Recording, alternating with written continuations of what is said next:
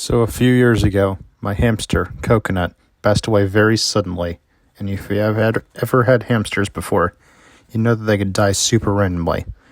Like, I spent so much money on this hamster on the best food, treats, toys.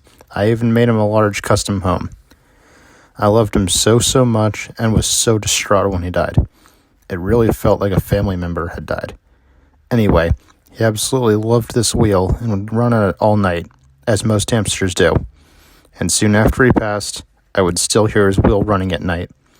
I swear, I could hear the little wheel turning, and when I would sit up and look over at his cage, there was nothing, no movement. I know this is probably just me grieving and my mind playing tricks on me, and probably nothing, but the thought of a ghost hamster is just kind of funny to me. I still miss him so much.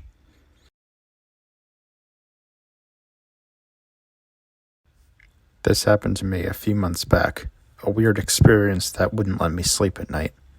The time was about 8 in the evening, and my parents took me to a showroom for furniture shopping. Now, this shop had 2 floors, and the display of furniture was on the top floor, and the executive of the shop was showing my parents around, and I was roaming the whole floor, looking at different window designs and doors and all the other stuff. There were 3 parallel walls with doors that led to each other, and it divided the whole floor in 3 parts. My parents were in the first, and I was in the third when I came across a conference room, and as a restless kid, I wanted to go into that room and tried to open it. And the moment I turned that doorknob, everything went cold, and I felt like something was pushing me down from my shoulders. Everything felt heavy for a second, and I felt really dizzy, and somewhere in the dark room, I felt something staring at me, and I was shit scared and quickly ran from there, literally ran from there to my parents. After reaching home, I processed what just happened, and I was so frightened. Not because of what I saw, but that weight on my shoulders as if something is trying to push me down was really scary. I didn't sleep that night.